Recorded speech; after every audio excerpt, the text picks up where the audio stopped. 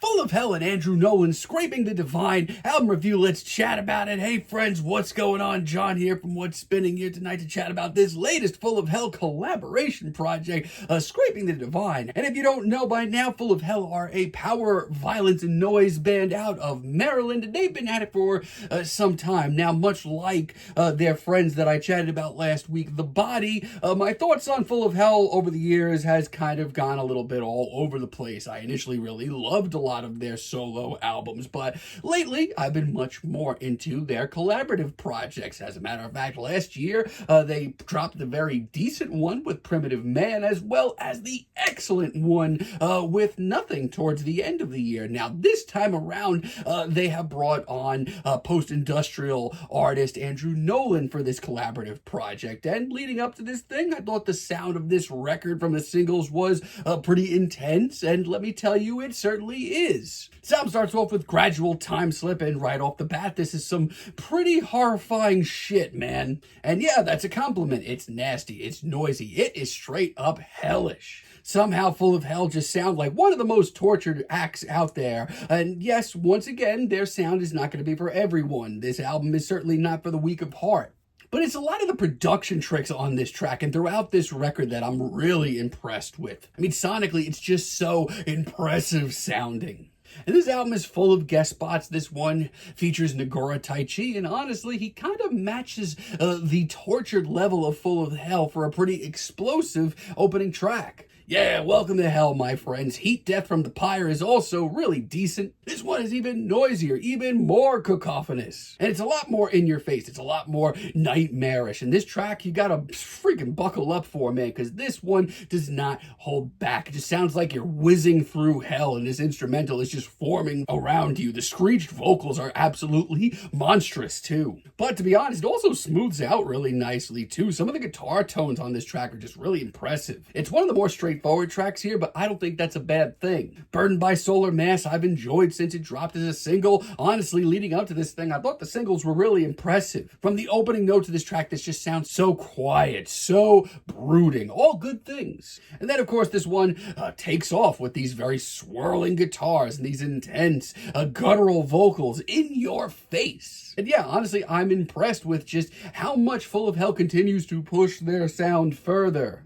And the production tricks, once again, Andrew is really bringing a lot to the atmosphere of this record. A lot of the same thoughts on Sphere of Saturn. I enjoyed this since it dropped as well. And it's a nasty one if I've ever heard it. The sound play continues to be tremendous. And while overall this is not my favorite Full of Hell collaboration, I have to say production-wise, sonically speaking, they sound great. And this one, you have to sit with it, my friends. It just sounds like this big hellish beats that's slowly unraveling. And it's cool. I really love when Full of Hell focus on atmosphere, and that's exactly what this track does. Got some really cool doomy vibes as well that I'm very, very into. Also very into Blessed Anathema.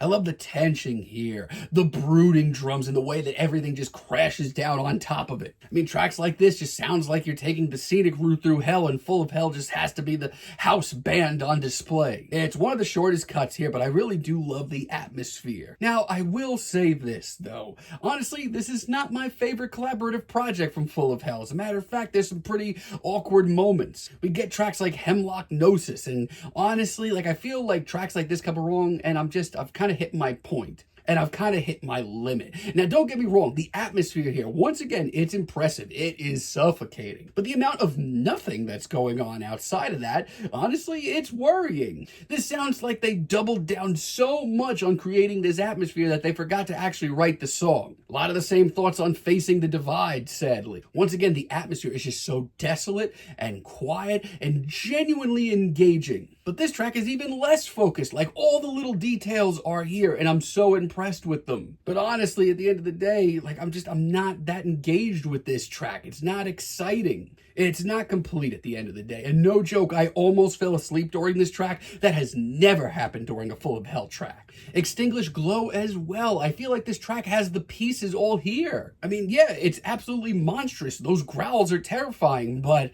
that's it. This track just kind of meanders around, and once again, it gets straight up boring, which I once again have never said about a Full of Hell project. Let me tell you, the lows are here, and they are very disheartening. Honestly, if you're a fan of the noisier genres in metal, I'd recommend either one of the projects that The Body have dropped this year, but there is some interesting stuff that will absolutely keep you around, like Approaching the Monolith, for example. This is one of the most no-frills track here. It's one of the most intense tracks here, so much so I'm kind of obsessed with it. It brings you back to a simpler time. It's blaring, it's disgusting, it's almost a little cosmic sounding too, which I'm very into. It's an all-out assault over a minute and a half, and it's thrilling. Common Miracles definitely woke me up after a string of less impressive cuts. This one is a ride. The chugging riff, the explosive vocals, the sound play, this track is nasty.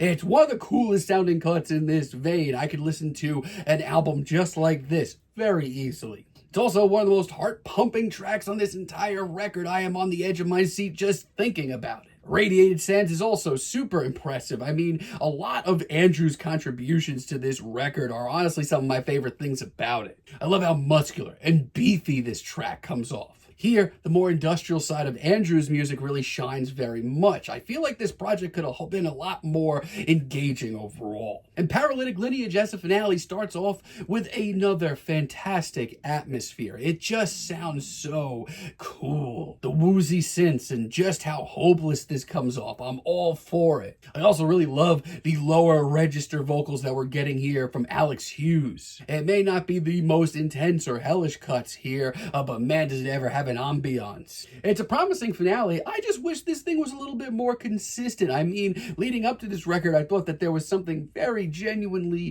going to be a little bit different about this record. It was going to maybe be a little bit more cosmic and out there, which it certainly gets at points, but there's also a lot of awkward moments, and I just feel like this isn't the most exciting project from either one of these artists.